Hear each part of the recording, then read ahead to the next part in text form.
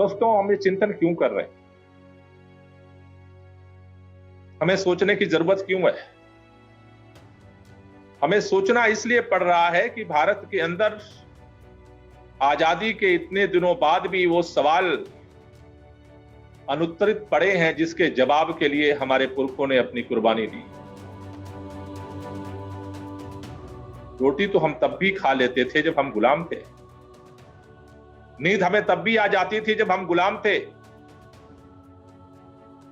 शादी ब्याह रिश्तेदारियां तब भी हो जाती थी जब हम गुलाम थे। लेकिन हमारे पुरखों को वो खटकता था। हमारे देश की आजादी के लिए लाखों लोगों ने अपनी कुर्बानी दी, अपना सर्वस्व न्यौछावर किया। लोगों ने अपनी पूरी जिंदगी खपा दी, सब कुछ छोड़ करके, त्याग करके। इस देश को आजादी त्याग, तपस्या और बलिदान के दम पर मिली है। लेकिन आज भी अगर यह प्रश्न खड़ा है, अगर आज इस देश के अंदर हम सब ने देखा कि अगर कोरोना काल के दौरान मजदूरों की जिंदगी जानवर से बदतर हो गई, तो फिर हमारे मन में प्रश्न आता है कि आखिर हमने आजादी के इतने सालों में क्या किया है? अगर इस देश के अंदर छात्रों को शिक्षा के लिए भटकना पड़ रहा है, तो हमारे मन में प्रश्न पैदा होता है कि इनका समाधान क्या हो सकता है। आज अगर महिलाओं की इतने आजादी के इतने सालों बाद भी जो दोयम दर्जे की स्थिति आज भी बनी हुई है, उससे मुक्ति का रास्ता क्या हो सकता है? इस देश के अंदर समाज के वो तमाम तबके जिनके श्रम से, जिनके मेहनत से इस देश का निर्माण होता है। खेत में अगर मजदूर किसान काम ना करें तो अन्न पैदा नहीं हो सकता। देश की फैक्ट्रियों में अगर मजदूर अपना खून पसीना ना बहाएं तो आज विकास की जो चकाचौंध दुनिया है वो संसाधन पैदा नहीं हो सकते। लेकिन उनकी जिंदगी इतनी मजबूर, इतनी मजलूम क्यों है? मैं ये मानता हूं कि भारत ने आजादी के बाद अपने विकास यात्रा के दौरान अपने कदम को आगे बढ़ाए, लेकिन उस विकास यात्रा के सकारात्मक पहलुओं के साथ साथ आज नकारात्मक पहलुओं का भी एक लंबा पहाड़ खड़ा हुआ है। और पूरा देश और खास तौर से युवा उन समस्याओं का समाधान चाहता है, और उस समाधान की तलाश में इधर उधर भटक रहा है। जब इस देश का युवा उन समस्याओं के समाधान के लिए चारों तरफ हाथ पैर मार रहा है, इतिहास के पन्नों को भी खंगाल रहा है और भविष्य के दुनिया के तमाम इतिहास के विकसित देशों के इतिहास को समझने की कोशिश कर रहा है, ऐसे दौर में भारत के अंदर इन समस्याओं के समाधान के दावेदारी के रूप में कहा जा रहा है कि अगर भारत को हिंदू राष्ट्र बना दिया जाए तो इन भारत की समस्त समस्याओं का समाधान हो जाए। समाधान चाहिए भारत के युवाओं को। लेकिन आज जिस पर हम विमर्श करना चाहते हैं कि क्या हिंदू राष्ट्रवाद, जिसको हम नकारात्मक राष्ट्रवाद कहते हैं, क्या नकारात्मक राष्ट्रवाद भारत की बेरोजगारी की समस्या का समाधान कर सकता है? क्या नकारात्मक राष्ट्रवाद भारत के छात्रों की समस्याओं का समाधान कर सकता है? क्या नकारात्मक राष्ट्रवाद का रास्ता किसानों की समस्याओं का समाधान कर सकता है? क्या नकारात्मक राष्ट्रवाद का रास्ता भारत के दलितों के, पिछड़ों के, आदिवासियों के समस्याओं का, उनके अपमान का समाधान कर सकता है? क्या भारत के अंदर नकारात्मक राष्ट्रवाद का रास्ता भारत को एक विकसित खुशहाल राष्ट्र बना सकता है? नहीं बना सकता। जब हम कहते हैं कि नकारात्मक राष्ट्रवाद नहीं बना सकता, उसके लिए भारत में सकारात्मक राष्ट्रवाद की जरूरत है। तो कई लोगों के मन में यह प्रश्न पैदा होता है कि राष्ट्रवाद तो राष्ट्रवाद होता है, उसमें नकारात्मक और सकारात्मक क्या होता है? इसको ठंडे दिमाग से समझना जरूरी है। एक इंसान इंसान होता है, लेकिन वो सकारात्मक भी सोचता है, नकारात्मक भी सोचता है। एक विचार विचार होता है, लेकिन वो नकारात्मक भी होता है, सकारात्मक भी होता है। कोई कार्य कार्य होता है, लेकिन वो पॉजिटिव भी होता है, नेगेटिव भी होता है। उसके परिणाम अच्छे भी निकलते हैं और बुरे निकलते हैं। उसी तरह से राष्ट्रवाद राष्ट्रवाद होता है, लेकिन राष्ट्रवाद की परिणत नकारात्मक भी होती है और सकारात्मक भी होती है। हम आगे इस पर विचार करेंगे, लेकिन हम दो बात पहले कहना चाहते हैं और इस पर जो विमर्श करना चाहते हैं कि भारत के युवाओं को समाधान चाहिए आज की समस्याओं का, और उन समस्याओं के समाधान की दावेदारी नकारात्मक राष्ट्रवाद कर रहा है। संपूर्ण ताकत में भारत में सत्ता में आने के बावजूद वो समाधान नहीं कर पा रहा है। क्यों नहीं कर पा रहा?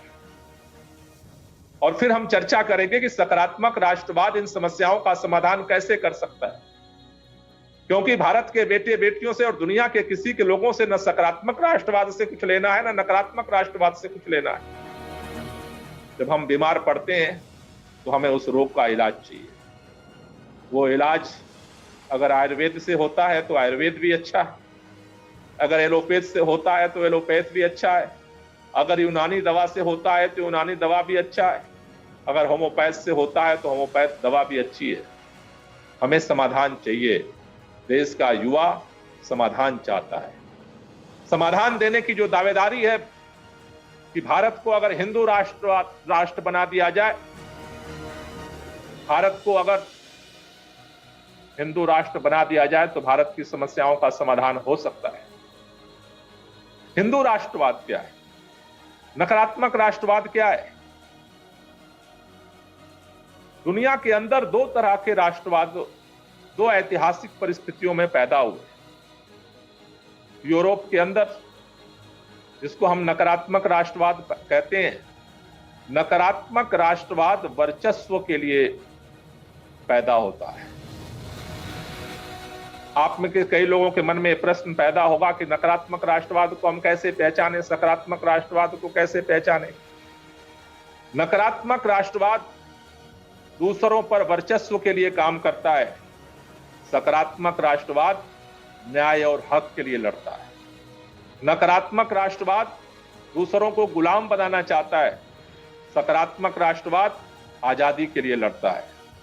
नकारात्मक राष्ट्रवाद जब अपने देश के अंदर दूसरे लोगों पर, समाज पर, समुदाय पर वर्चस्व कायम कर लेता है तो दूसरे राष्ट्र पर वर्चस्व कायम करना चाहता है, और उस वर्चस्व की प्रक्रिया में ही दुनिया के अंदर दो दो बार विश्व युद्ध का सामना करना पड़ा, जनसंहार का सामना पड़ा। सकारात्मक राष्ट्रवाद, जैसा मैंने कहा, न्याय के लिए लड़ता है, हक के लिए लड़ता है, आजादी के लिए लड़ता है, और दुनिया के अंदर मानवता और बंधुत्व के लिए लड़ता है।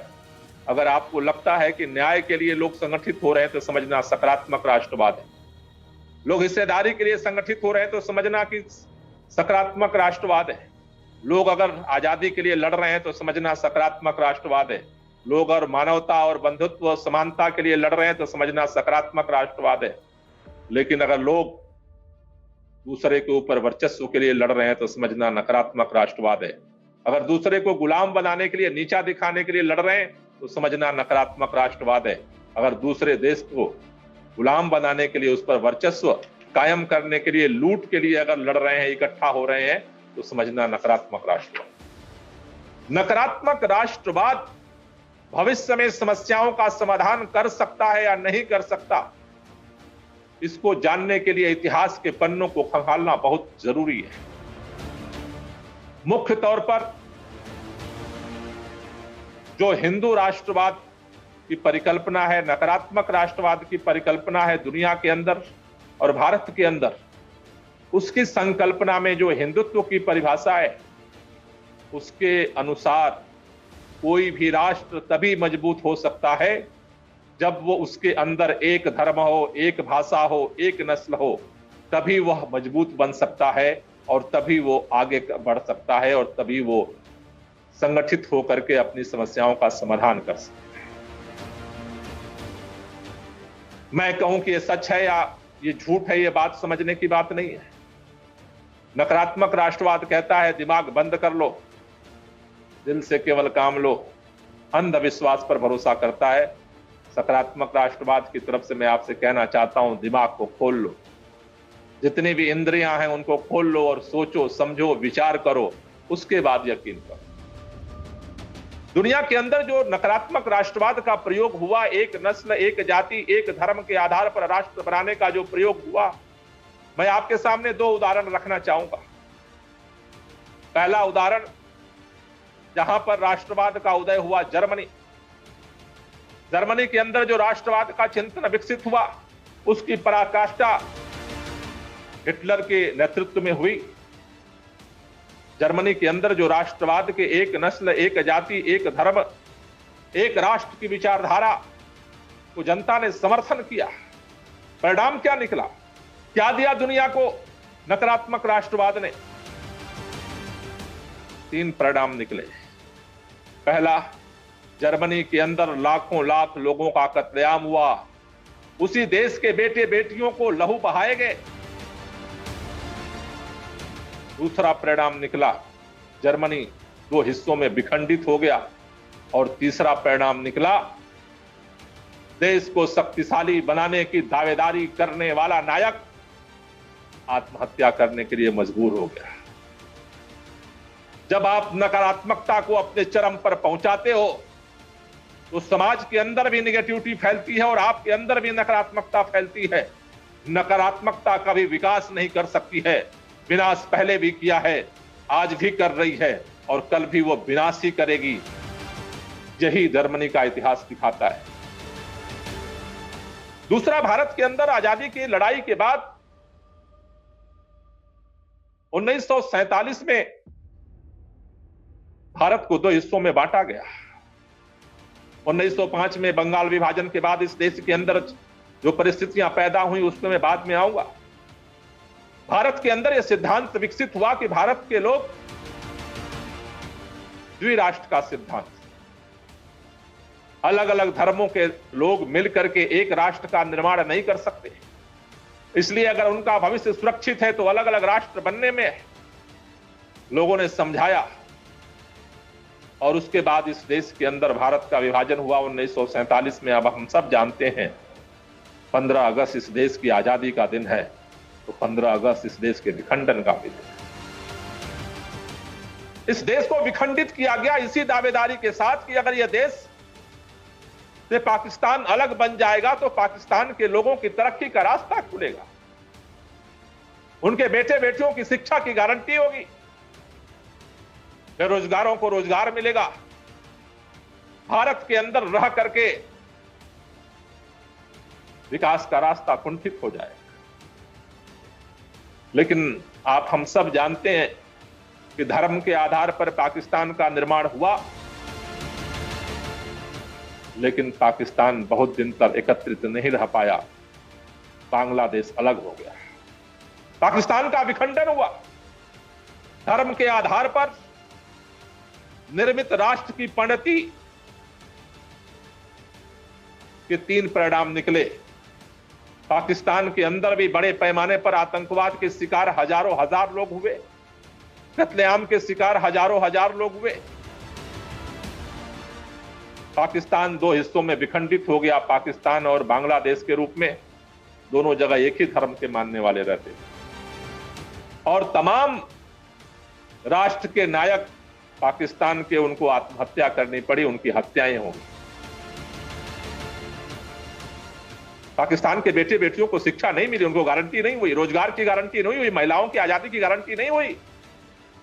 धर्म के आधार पर पाकिस्तान के राष्ट्र बनने से दुनिया के अंदर वो दुनिया का विकसित राष्ट्र नहीं बन गया।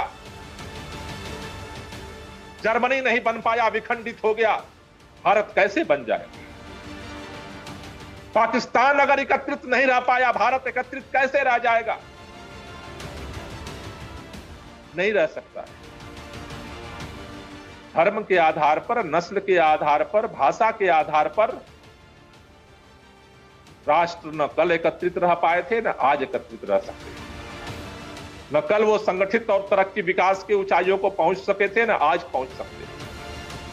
इसलिए मैं देश के उन तमाम नौजवानों से कहना चाहता हूं कि जिनके मन में ये पर्दा उनके आंख के सामने पड़ा है, या कहीं से भी भ्रम पैदा हुआ है कि एक धर्म के आधार पर राष्ट्र बनने से भारत के तरक्की का रास्ता खुलेगा, भारत के खुशहाली का रास्ता खुलेगा, नौजवानों के रोजगार का रास्ता खुलेगा, दुनिया का सर्वश्रेष्ठ राष्ट्र भारत बनेगा, मुझे लगता है कि इन दोनों इतिहास के, जर्मनी और पाकिस्तान के इतिहास को ठंडे दिमाग से देखना जरूरी है। दूसरी दावेदारी क्या है? नकारात्मक राष्ट्रवाद के जो संवाहक हैं, उनका कहना है कि हम भारत की सभ्यता और संस्कृति के संरक्षण कर रहे हैं।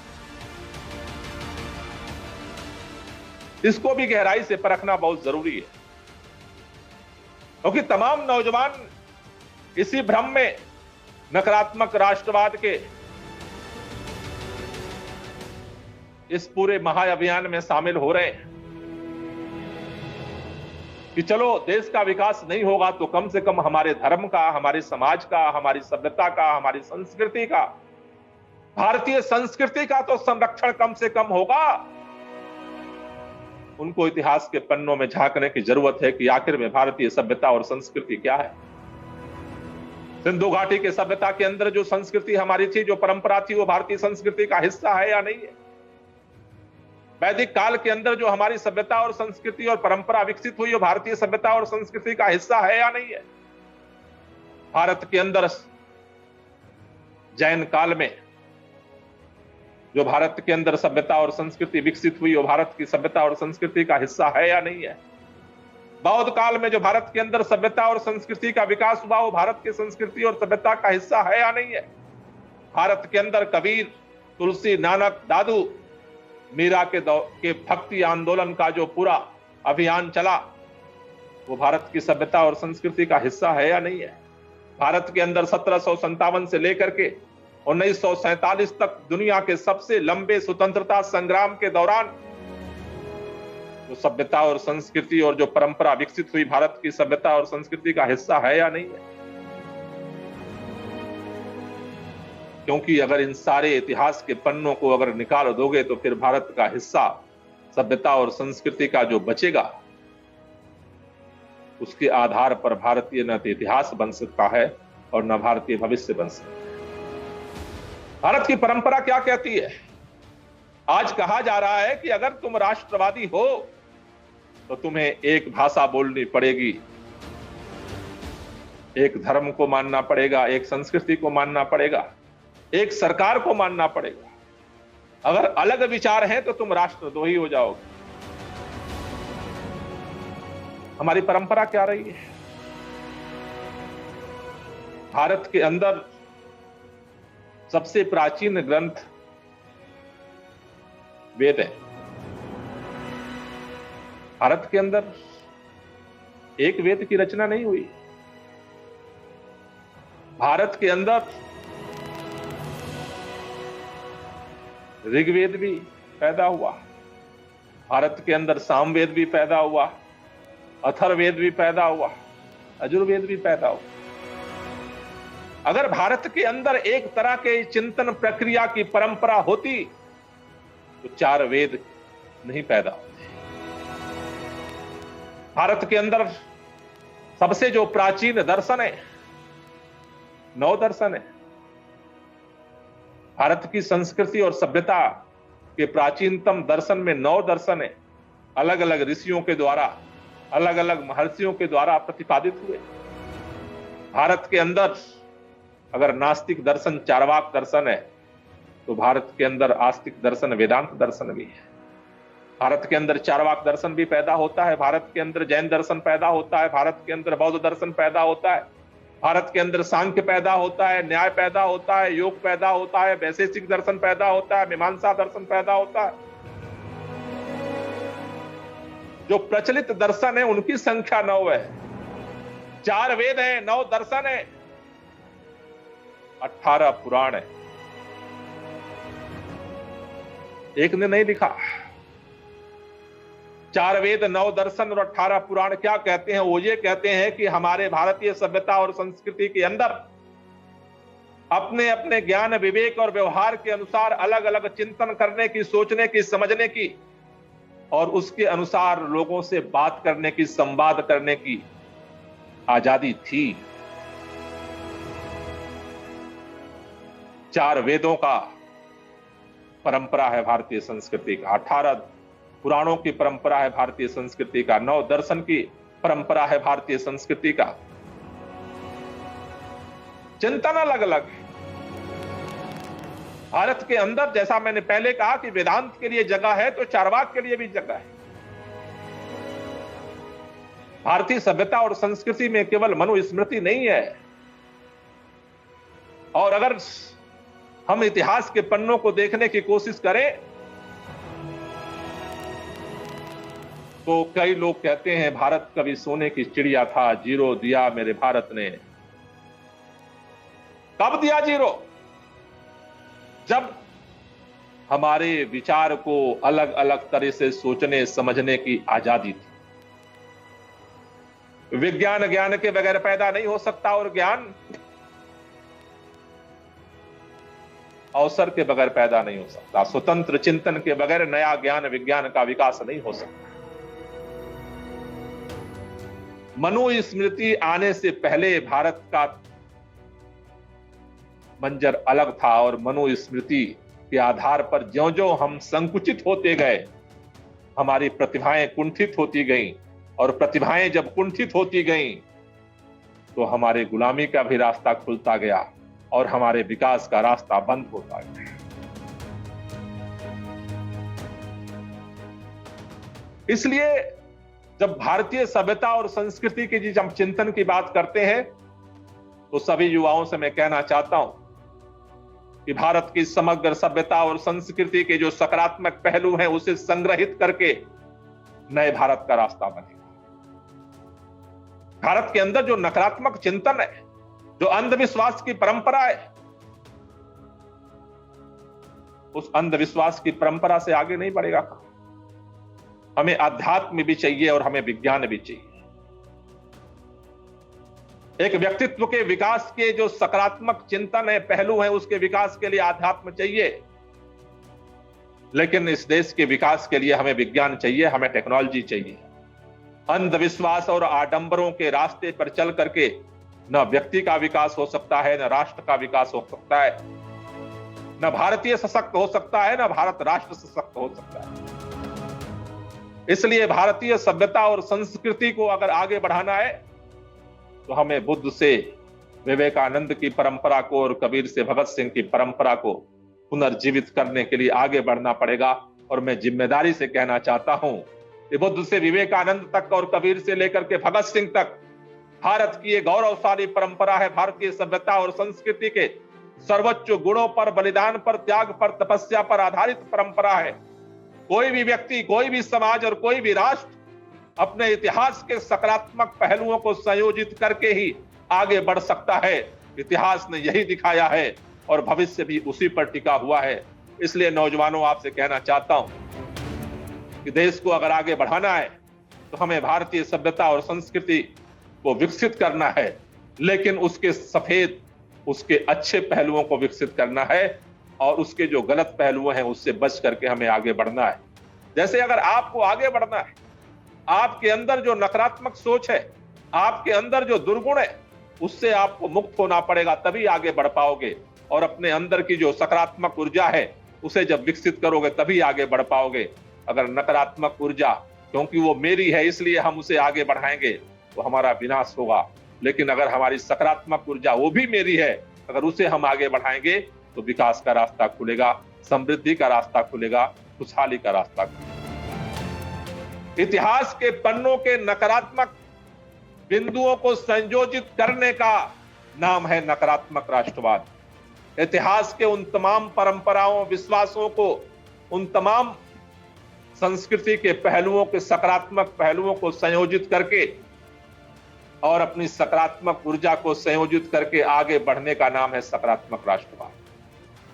तय आपको करना है कि सकारात्मक ऊर्जा को संयोजित करने से आप आगे बढ़ोगे या नकारात्मक ऊर्जा को भारतीय सभ्यता के संस्कृति के पहलुओं को संग्रहित करके आगे बढ़ो। तीसरी दावेदारी है कि राष्ट्रवादी हिंदू राष्ट्रवाद के पुरोधा सबसे बड़े देशभक्त हैं। इसको भी गहराई से जानना जरूरी है। भारत के अंदर आजादी की लड़ाई के दौरान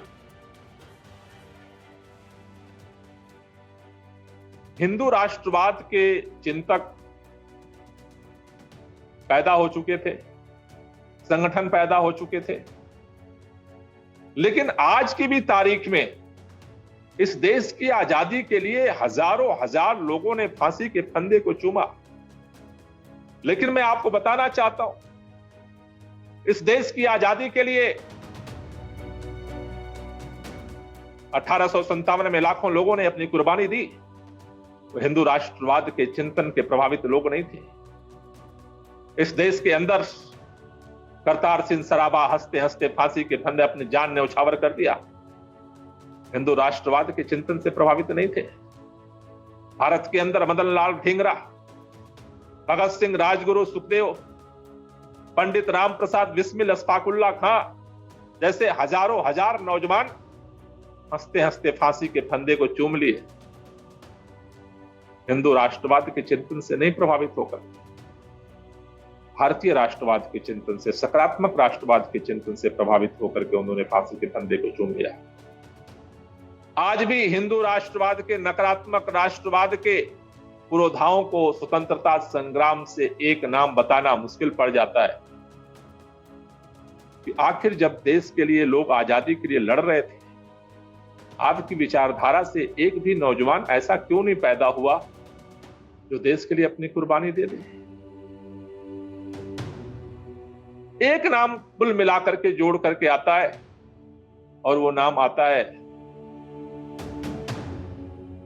वीर सावरकर जी। इतिहास के पन्नों को जो लोग जानते हैं, वीर सावरकर जी की दो जिंदगी है। एक जिंदगी में उनको 1857 के संग्राम, उनको सबसे ज्यादा हिंदू मुसलमानों की एकता के आधार पर जो लड़ाई है वो सबसे ज्यादा प्रभावित करती है। लेकिन जेल के अंदर जब वो जाते हैं, उनके ऊपर दबाव पड़ता है अंग्रेजों का, माफी मांगते हैं और बाहर आते हैं तो 1857 की ठीक जो सकारात्मक राष्ट्रवाद की जो परंपरा थी उससे उलट हिंदू राष्ट्रवाद के, हिंदुत्व के प्रचारक बन जाते हैं। और उसके बाद स्वतंत्रता संग्राम के लिए जो उनकी क्रांति की आग है कुंद कर दी जाती है और स्वतंत्रता संग्राम के मुख्य धारा से साइड हो जाते हैं। प्रश्न ये पैदा होता है कि आज जो लोग राष्ट्रवाद, देशभक्ति की दावेदारी कर रहे हैं, उस विचारधारा के अंदर इस देश की आजादी की लड़ाई के दौरान संघर्ष करने वाले नौजवानों की वो टीम क्यों नहीं पैदा? लंबे समय तक भारत के राष्ट्रध्वज को फहराने में उन्हें शर्म आती थी।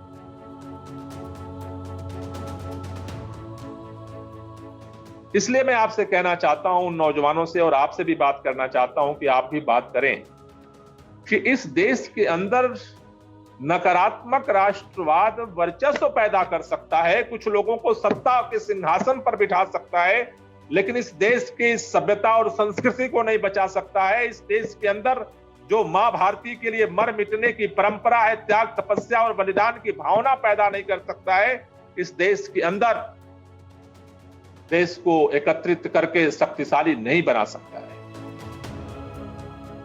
उसके पास इसकी क्षमता नहीं है। मैं बात किसी व्यक्ति के विरोध की नहीं कर सकता,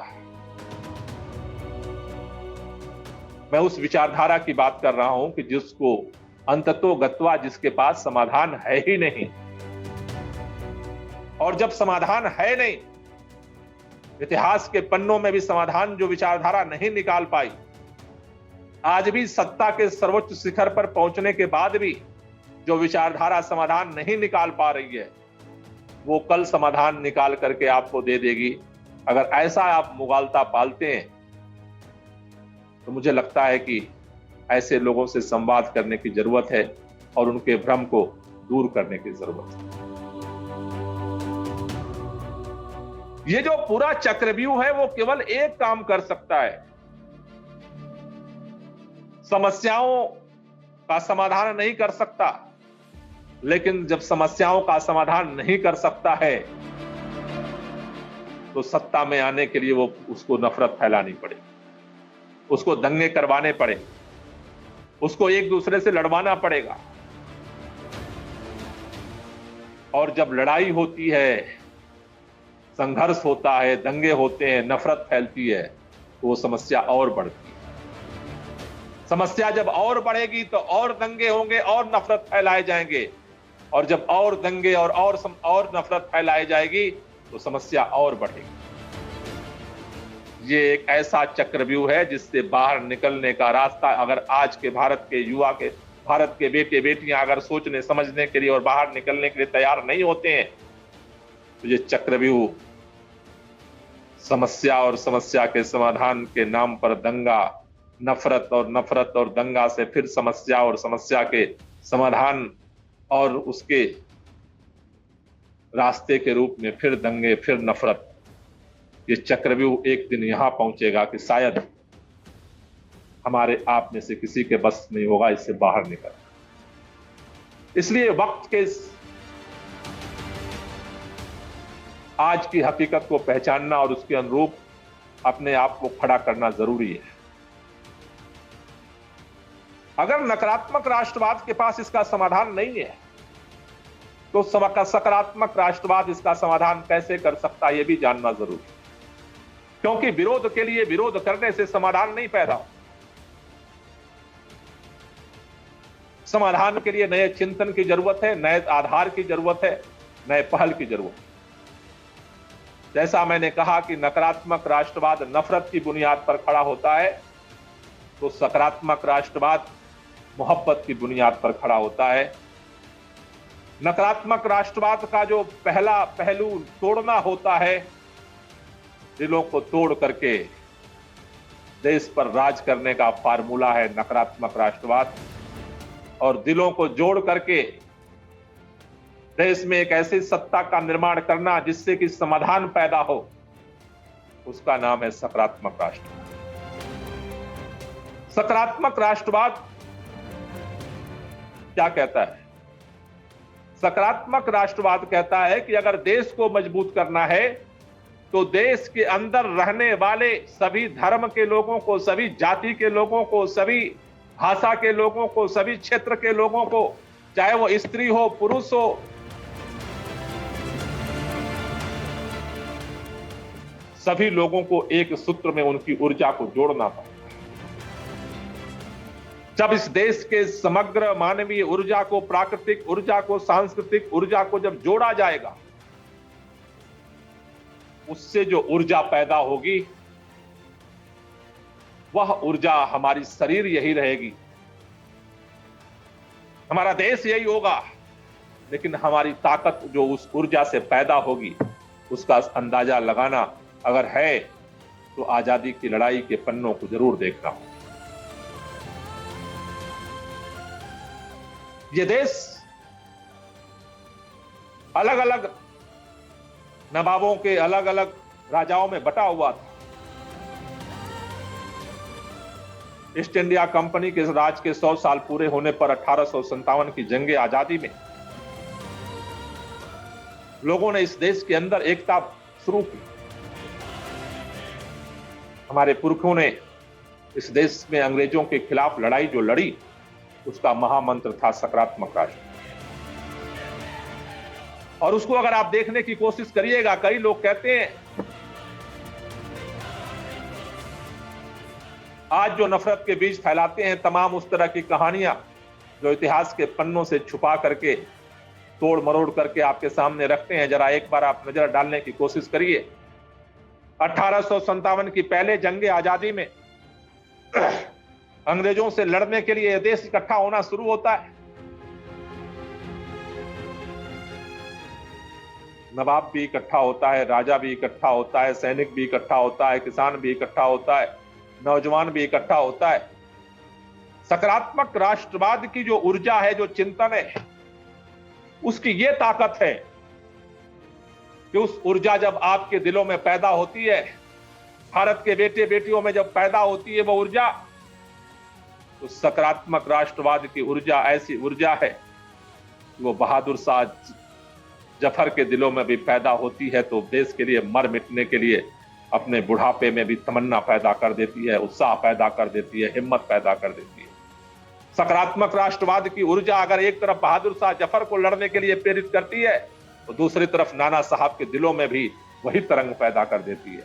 सकारात्मक राष्ट्रवाद की ऊर्जा वो ऊर्जा है जो झांसी की रानी के दिलों में तरंग पैदा करती है, तो बेगम हजरत महल के दिलों में भी वही तरंग पैदा कर देती है।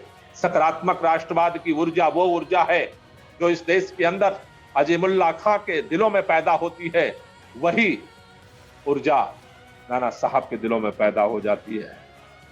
सकारात्मक राष्ट्रवाद की ऊर्जा वो ऊर्जा है कि वही राम प्रसाद बिस्मिल को भी फांसी के हंसते हंसते फंदे को चूमने के लिए प्रेरित कर देती है। सकारात्मक राष्ट्रवाद की ऊर्जा वो ऊर्जा है जो अशफाकुल्लाह खां को भी देश के लिए मर मिटने को प्रेरित कर देती है। राम प्रसाद बिस्मिल गीता को पढ़ते हैं, हिंदू धर्म को मानते हैं, आर्य समाज को मानते हैं, लेकिन देश के लिए कुर्बानी के लिए खड़े हो जाते हैं। अशफाकुल्लाह खां इस्लाम को मानते हैं, कुरान को मानते हैं, लेकिन देश के लिए लड़ने के लिए, मादरे वतन की आजादी के लिए कुर्बान होने के लिए तैयार हो जाते हैं। सकारात्मक राष्ट्रवाद की ऊर्जा वो ऊर्जा है जो भगत सिंह को भी प्रेरित करती है, चंद्रशेखर आजाद को भी प्रेरित करती है, बंगाल में पैदा हुए बटुकेश्वर दत्त को प्रेरित करती है, पंजाब में पैदा हुआ करतार सिंह सराभा को प्रेरित करती है। इस देश के बेटे बेटियों के, चाहे वो किसी भी जाति के हों, किसी भी धर्म के हों, किसी भी क्षेत्र के हों, किसी भी लिंग के हों, किसी की भाषा के हों, जिस दिन सकारात्मक राष्ट्रवाद की ऊर्जा पैदा होती है, भाषा, क्षेत्र, लिंग, प्रांत, जाति, धर्म की समस्त ऊर्जा से ऊपर उठ करके उस राष्ट्र को, उस देश को तरंगित करने लगती है। और उसी ऊर्जा के दम पर इस देश के हमारे पुरखों ने इस आजादी की लड़ाई को लड़ा और यह देश आजाद हुआ। सकारात्मक राष्ट्रवाद की ऊर्जा लोगों को जोड़ती है, और इतना तो हर इंसान को समझ में आता है, जोड़ने से ताकत बढ़ती है, तोड़ने से ताकत कमजोर होती है। अगर इस देश को आगे बढ़ाना है तो इस देश के समग्र ऊर्जा को संगठित करना, जोड़ना जरूरी है, और सकारात्मक राष्ट्रवाद की ऊर्जा का ही नाम है मोहब्बत के आधार पर जो लोगों के दिलों को जोड़ना। जब हम जोड़ने की बात करते हैं तो इसका मतलब ये कतई नहीं कि सभी लोगों के अंदर जो नकारात्मक सोच है उसको जोड़ने की बात कर रहे हैं। जब हम जोड़ने की बात करते हैं तो सभी लोगों के अंदर जो सकारात्मक ऊर्जा है उसको जोड़ने की बात करते हैं। नकारात्मक ऊर्जा को जोड़ करके आगे बढ़ने का रास्ता नहीं बनेगा। और मेरा यह मानना है कि इस देश के अंदर जो भी बेटे बेटियां पैदा हैं, सबके अंदर कोई ना कोई सकारात्मक ऊर्जा है। उस ऊर्जा को एक माले के रूप में पिरोने की जरूरत है, और उस माले के अलग अलग ऊर्जा को जोड़ करके एक सूत्र में बांधने वाले धागे का नाम है सकारात्मक राष्ट्र, जो लोगों को जोड़ करके इस देश को इकट्ठा कर सकता है, बिखरी हुई ऊर्जा को इकट्ठा करके नए निर्माण में लगा सकता है।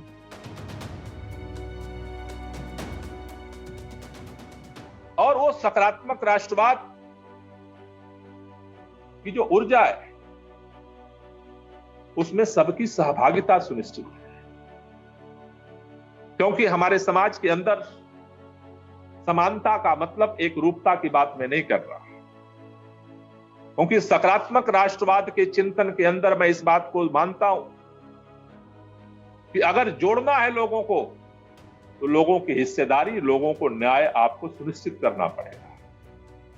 न्याय और हिस्सेदारी को सुनिश्चित किए बगैर जब आप माला बनाते हो, धागा एक है लेकिन हर माला के जो अलग अलग गुटके होते हैं उनको उचित स्थान आपको देना पड़ता है।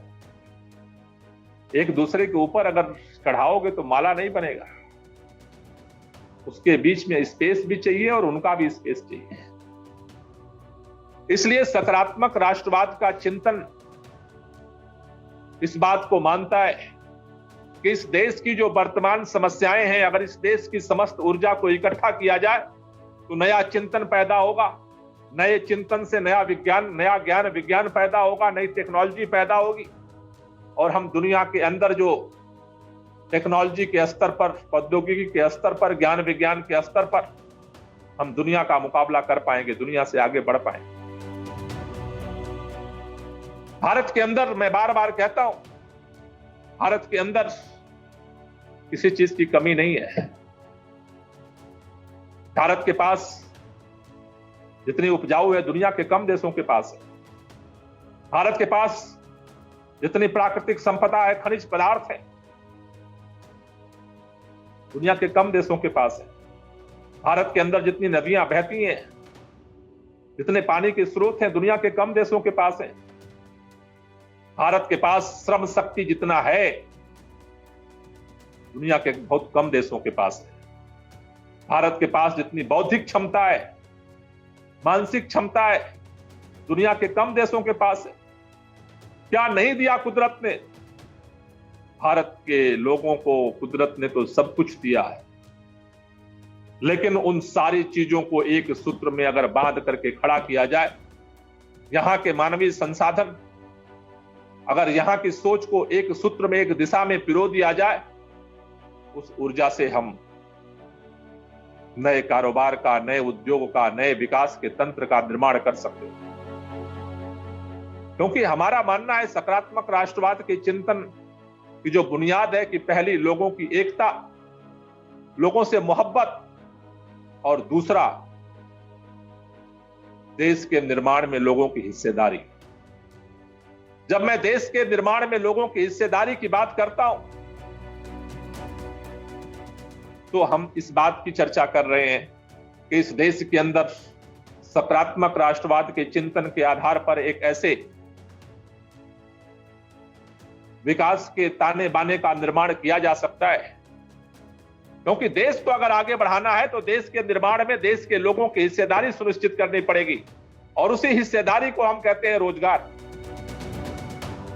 क्योंकि अगर किसी भी देश के आधे से ज्यादा लोग बेरोजगार पड़े हैं, उनकी ऊर्जा का कोई उपयोग नहीं है, उनके राष्ट्र के निर्माण में, देश के निर्माण में कोई उनका योगदान नहीं है, कोई हिस्सेदारी नहीं है, तो राष्ट्र आगे कैसे बढ़ सकता है?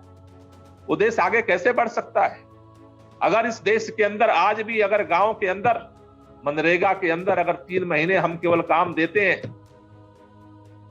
तो 9 महीने हमारे राष्ट्र की वो ऊर्जा बेकार बैठी रहती है।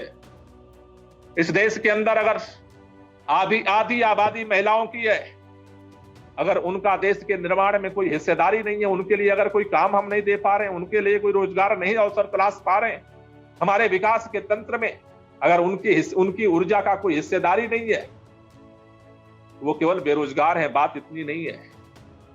उनके पास आर्थिक अधिकार नहीं है, बात इतनी नहीं है। देश के निर्माण में जो उनकी हिस्सेदारी है उससे उनको वंचित किया जा रहा है। देश हमारा है, देश को हम आगे बढ़ाना चाहते हैं, और देश को जब हम आगे बढ़ाना चाहते हैं तो देश में हमारी हिस्सेदारी की जगह बनानी पड़ेगी, और ये बन सकती है। देश के अंदर करोड़ों की तादाद में आज बेरोजगार नौजवानों की यूनिवर्सिटी कॉलेज से फौज निकल करके सड़क पर घूम रही है। वो इस देश के विकास के लिए, देश के निर्माण में अपना योगदान देना चाहते हैं। उनके लिए अवसर का रास्ता बन सकता है। भारत के अंदर, जैसा हमने कहा कि जितना प्राकृतिक संसाधन है, अगर भारत के प्राकृतिक संसाधनों के अनुरूप हमारी जो मानसून की विविधता है, हमारी जो क्षेत्रीय विविधता है, उसके भारत की आवश्यकता के अनुरूप जो हम नकलची बंदर की तरह पूरे दुनिया के अंदर घूम रहे हैं और सोचते हैं कि शायद आज जापान की टेक्नोलॉजी केवल ला करके हम भारत का विकास कर लेंगे। कभी नई सरकार आती है वो सोचती है अमेरिका की टेक्नोलॉजी ला करके हम भारत का विकास कर लेंगे। कोई नई सरकार आती है वो सोचती है रूस की टेक्नोलॉजी को ला करके हम भारत का विकास कर लेंगे। दुनिया के अंदर जो टेक्नोलॉजी विकसित हुई, ज्ञान विज्ञान विकसित हुआ है, उसमें जो जरूरी है वो लेना जरूरी है, ठीक है। लेकिन अगर भारत के विकास की यात्रा को अगर आगे बढ़ाना चाहते हो तो भारत के बेटे बेटियों का श्रम, भारत के बेटे बेटियों का ज्ञान विज्ञान और साथ में ऐसी टेक्नोलॉजी का विकास करना पड़ेगा। छत्तीसगढ़ के जंगल के लिए, छत्तीसगढ़ के जंगल में उपजा पैदा होने वाले सामग्री के अनुरूप वहां पर औद्योगिक विकास के लिए टेक्नोलॉजी को वहां विकसित करना पड़ेगा। पहाड़ के लिए अलग टेक्नोलॉजी विकसित करनी पड़ेगी, मैदानी भाग के लिए अलग टेक्नोलॉजी विकसित करनी पड़ेगी, पठारी भाग के लिए अलग टेक्नोलॉजी विकसित करनी पड़ेगी। और भारत के बेटे बेटियों के अंदर ये क्षमता है कि हम ऐसी टेक्नोलॉजी का विकास कर सकते हैं कि भारत के बेटे बेटियां अपने गांव में, अपने कस्बे में, अपने क्षेत्र में रह करके भारत के देश के निर्माण में अपना योगदान दे सकते हैं। उनको रोजगार का अवसर मिल सकता है, उनको सम्मान मिल सकता है। और यकीन मानिए ये जो आर्थिक हिस्सेदारी है सामाजिक न्याय की गारंटी की तरफ भी एक कदम साबित हो सकती है, एक सहयोगी साबित हो सकती है।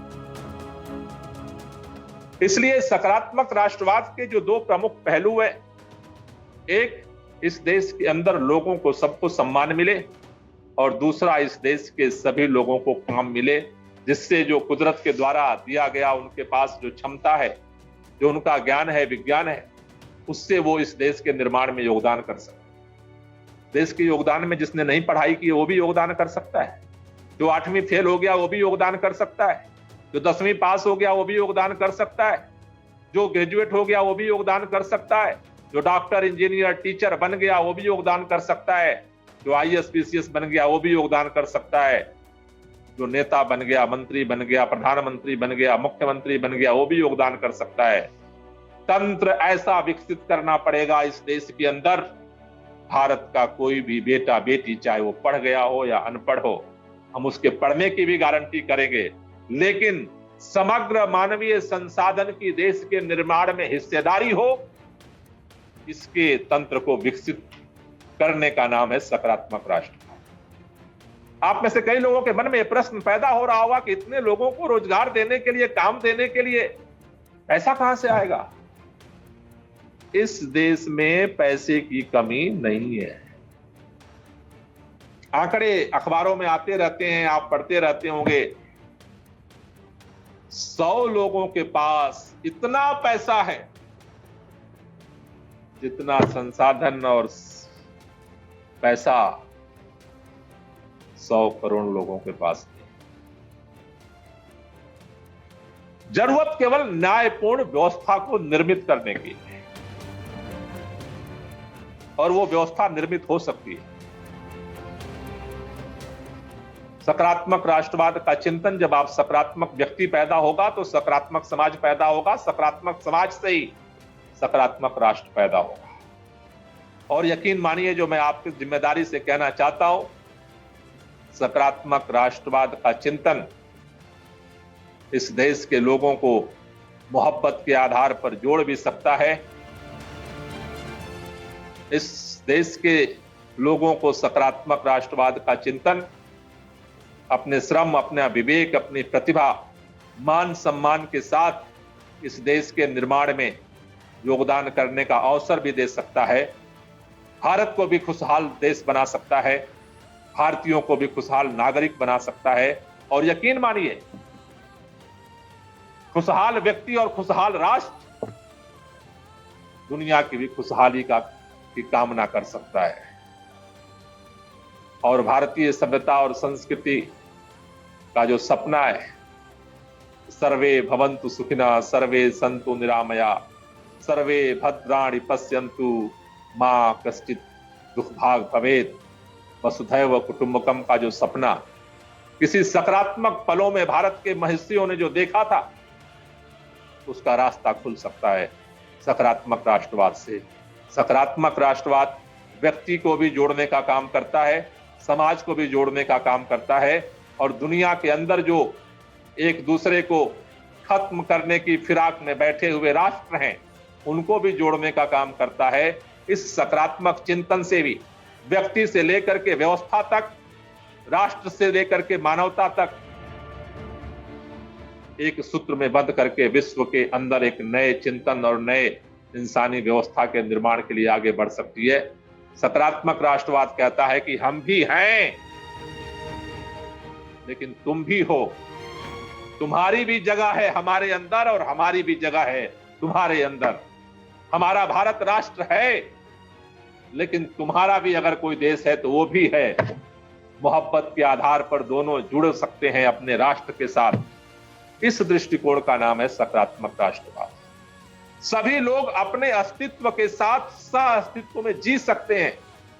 एक दूसरे के सहयोग, एक दूसरे से मोहब्बत, एक दूसरे को खुशी बांट करके भी तरक्की के अपने शिखर तक पहुंच सकते हैं, जहां आत्महत्या करने की जरूरत नहीं पड़ेगी, जहां कत्लेआम करने की जरूरत नहीं पड़ेगी, जहां विखंडित होने की जरूरत नहीं पड़ेगी, जहां जोड़ने की प्रक्रिया शुरू होगी।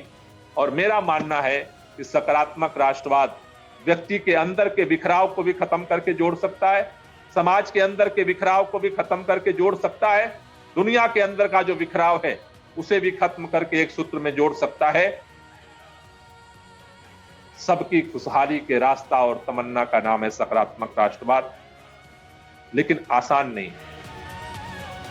आज जो हालात हैं इस देश के अंदर, उसमें आसान नहीं है। आप में से तमाम लोग, मैं पिछले सत्रों में सुन रहा था, चिंतित हैं। कई लोगों ने कहा कि नकारात्मक राष्ट्रवाद को तो ताकतवर बनने में 70 साल, 80 साल, सालों साल गुजर गए, तो क्या सकारात्मक राष्ट्रवाद को भी इस देश के अंदर मजबूत करने के लिए, नए आधार पर निर्मित करने के लिए, तो उससे ज्यादा साल लगेंगे? नहीं लगेंगे। नकारात्मक राष्ट्रवाद का अपना इतिहास था, सकारात्मक राष्ट्रवाद का अपना इतिहास है। संकट के समय में समाधान पैदा होता है।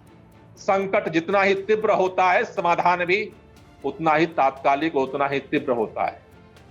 आज जिस तरह की बेचैनी भारत के पूरे देश के युवा महसूस कर रहे हैं, भारतीय युवा संवाद में भारत के सभी राज्यों के, तमिलनाडु के युवा जुड़े, कर्नाटका के युवा जुड़े, आंध्र प्रदेश के युवा जुड़े हैं, तेलंगाना के युवा जुड़े, केरला के युवा जुड़े हैं, महाराष्ट्र के युवा जुड़े हैं, मध्य प्रदेश से युवा जुड़े, छत्तीसगढ़ हो, चाहे झारखंड हो, बंगाल हो, असम हो, त्रिपुरा हो, नॉर्थ ईस्ट का पूरा इलाका हो, बिहार हो, यूपी हो, पंजाब हो, हरियाणा हो, उत्तराखंड हो, हिमाचल प्रदेश हो, जम्मू कश्मीर हो, गुजरात हो। देश के कोने कोने से आज पिछले 7 दिनों से यह विचार मंथन चल रहा है। पूरे देश से युवा इस बेचैनी के साथ आज इसमें शामिल हो रहे हैं। केवल देश के अंदर नहीं, दुनिया के अंदर जो भारत के बेटे बेटियां जा करके रह रहे हैं, उनके अंदर भी तड़प है। आज के हालात से वो भी चिंतित हैं कि अगर इसी तरह देश इसी दिशा में बढ़ा तो इस देश का क्या होगा। दुनिया के 12 देशों से आज इस महाअभियान में लोग शामिल हैं। आज यूएसए के लोग इसमें शामिल हैं। आज ऑस्ट्रेलिया से नौजवान इसमें शामिल हैं। UK, Japan, Norway, Saudi Arabia, Germany, Italy, Switzerland, Jordan, Canada, Spain, Lithuania, Kuwait, दुनिया के भी तमाम देशों के अंदर रहने वाले भारत के बेटे बेटियां बेचैनी महसूस कर रहे हैं। और उस बेचैनी का परिणाम है कि आज इस भारतीय युवा संवाद में देश और दुनिया के अंदर जो भारत के बेटे बेटियां हैं, जो सिर्फ अपने लिए नहीं जीना चाहते, सारी कोशिशों के बावजूद जिनके आंख पर अंधविश्वास की, अंधभक्ति की पट्टी नहीं बंधी है, वो सोच रहे हैं। और यकीन मानिए कि आप जो सोचने की तरफ बढ़े हैं, वो कहते हैं कि बात निकलेगी तो दूर तलक जाएगी। सकारात्मक राष्ट्रवाद की ऊर्जा 1 और 1 बनकर के 2 नहीं होगी, 1 और 1 बनकर के 11 होगी। लेकिन इस बात की गारंटी आपको करनी पड़ेगी कि आपका चिंतन पूरे कमिटमेंट के साथ, पूरे समर्पण के साथ, पूरे दृढ़ निश्चय के साथ इस वैचारिक आंदोलन को आगे बढ़ाने के लिए समर्पित है। कहना आसान है, आप जरा एक बार सोचने की कोशिश करिए। इस देश के अंदर उस ऊर्जा को महसूस करने की कोशिश करिए। हमारे पांव में एक कांटा चुभ जाता है तो मुंह से आह निकल जाती है। भगत सिंह, राजगुरु, सुखदेव फांसी के फंदे को चूमने जा रहे थे। पता था कि 2 मिनट बाद हम इस दुनिया से विदा हो जाएंगे, फांसी का फंदा उनके गर्दन में होगा, लेकिन वो मुस्कुरा रहे थे। हमसे एक कांटा बर्दाश्त नहीं होता, वो मौत पर भी मुस्कुरा रहे थे। इसी मिट्टी के बेटे थे। झांसी की रानी बेगम, हजरत महल इसी मिट्टी की बेटियां थीं। अगर इस देश के लिए सचमुच कुछ करना चाहते हो, अपने अंदर की ऊर्जा को जगाओ। सकारात्मक राष्ट्रवाद की मंजिल पर पहुंचने की पहली शर्त है कि अपने अंदर जो सकारात्मक ऊर्जा है उसको जगाओ। नकारात्मक ऊर्जा आपके अंदर निराशा पैदा करती है। और मैं खास तौर से देश के उन तमाम बेटे बेटियों से कहना चाहता हूं, रोजाना घुट घुट करके जीने से, मरने से बेहतर है कि इस मां भारती के लिए कुछ बेहतर करने के लिए अपनी ऊर्जा को जागृत करके, मरना है तो कुछ करके मरो, जीना है तो कुछ करके जियो। घुट घुट के जीने से न तुम्हारा कोई विकास होने वाला है, न इस देश का कुछ विकास होना है। जीने के दोनों रास्ते हैं, तय तुम्हें करना है। हमें अपनी जिंदगी को भी बेहतर करना है, परिवार की जिम्मेदारियों को भी निभाना है, लेकिन हमारे शरीर के अंदर, एक इंसान के अंदर इतनी ऊर्जा होती है, जो आप संकल्प लेते हो उसी के अनुपात में आपके अंदर ऊर्जा भी पैदा हो जाती है।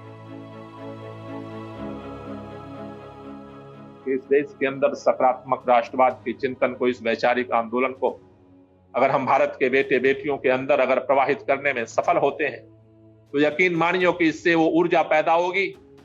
इस ऊर्जा से हम नए व्यवस्था का भी निर्माण करेंगे, नए हिंदुस्तान का भी निर्माण करेंगे और नए इंसान का भी निर्माण करेंगे, क्योंकि व्यक्ति और व्यवस्था दोनों को बदलना जरूरी है। व्यवस्थाएं अमूर्त नहीं होती हैं, व्यवस्थाओं का संचालन व्यक्ति करता है। व्यक्ति की सोच व्यवस्थाओं को, सोच को प्रभावित करती है। इसलिए देश की बात फाउंडेशन का एक ही साथ दोहरा लक्ष्य है। हमें व्यक्ति को भी बदलना है और हमें व्यवस्था को भी बदलना है। हमें नए इंसान का भी निर्माण करना है और हमें नए हिंदुस्तान का भी निर्माण करना है। विध्वंस और सृजन के साथ साथ संवाहक बनने के लिए हम भारत के बेटे बेटियों को तैयार होना पड़ेगा। और मुझे यकीन है ये रास्ता इस देश को एक नई रोशनी दिखाएगा, इस दुनिया को एक नई रोशनी दिखाएगा, और जो हमारे आजादी के लाखों लोगों ने हंसते हंसते अपनी कुर्बानी दी, उनके सपनों को भी साकार करेगा। इनकलाब जिंदाबाद। आप सब लोगों का बहुत बहुत धन्यवाद।